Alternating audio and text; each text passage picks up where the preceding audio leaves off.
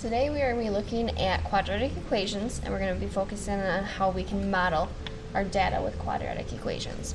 Let's first look at the fundamentals of what a quadratic function is.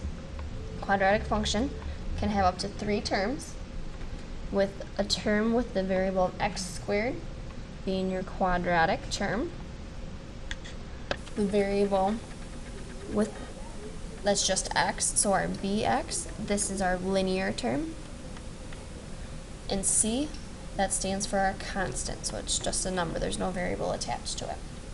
So let's look at these different functions. Let's simplify them out and see if they're either quadratic, linear, or constants. So right now when we have our parentheses, in order to get rid of our parentheses, we notice that in front we just have a 1, so that means we're multiplying 1 to everything on the inside, so that means nothing changes. So 1 times x squared stays x squared, 1 times 5x is 5x, and we tag on our minus x squared. Once we distribute out and get rid of our parentheses, do we have any like terms?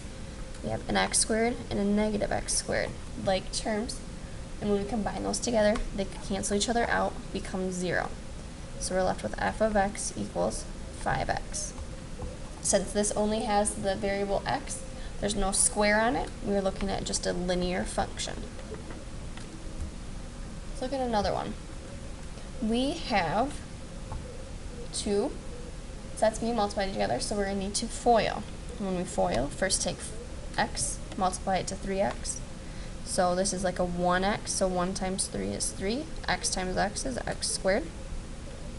Multiply your 1x to negative 1, so it's a negative 1x. Now we multiply our negative 5 to 3x. Negative 5 times 3, negative 15. And then we have our x. And the last step, negative 5 times negative 1 is a positive 5. So now we have to simplify. Do we have any like terms?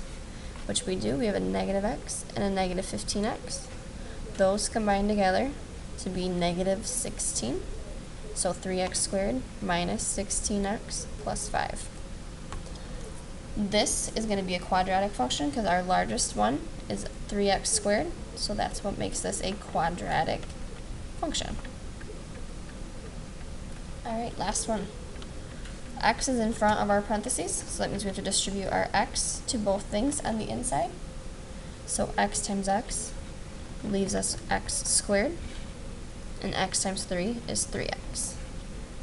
This one, just like this one, our biggest one has a variable of x squared, so this is our quadratic function. Let's take a look at different parts of a parabola. A parabola can have 2 different shapes.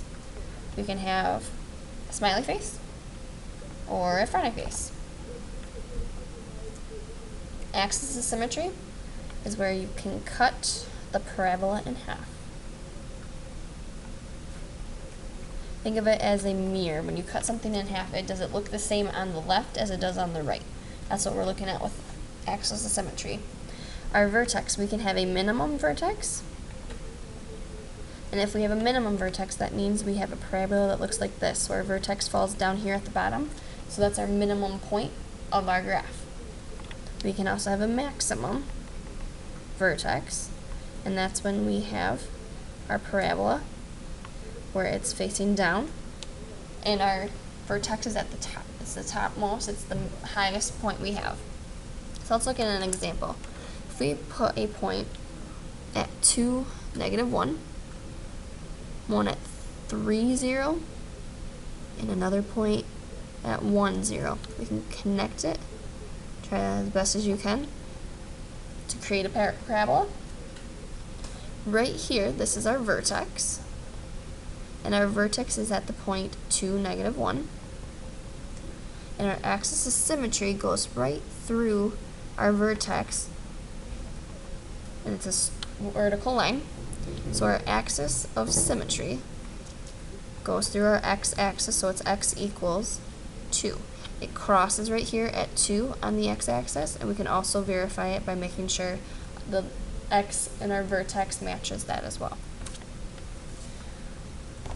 Alright, let's look at a parabola and see if we are able to identify certain aspects of it. We need to identify a vertex, the axis of symmetry. Then we also need to find the corresponding points to P and Q. So let's first start with our vertex. Vertex is going to be a maximum point, and it looks like it's going to be right about here. So our vertex, we go over 2, so left 2, so that's going to make it negative 2, and we're going up 1, 2, 3, 4. So our vertex is at negative 2, 4. Our axis of symmetry is going to cut straight through our vertex, go through our x-axis, and it's going through it at negative 2. So x equals negative 2. You can tell when we draw our axis of symmetry that the left side is identical to the right side. If we flipped it over, they'd be the same. Alright, corresponding points of P and Q. What that means is if we took it and we actually fold it over, where would Q land? Q would land right here. So that would be our image of Q. And then P would land over on this side. And that'd be the image of P.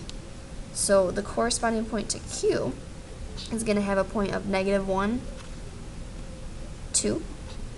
The corresponding point of P is going to have one at negative 1, 2, negative 4, negative 2.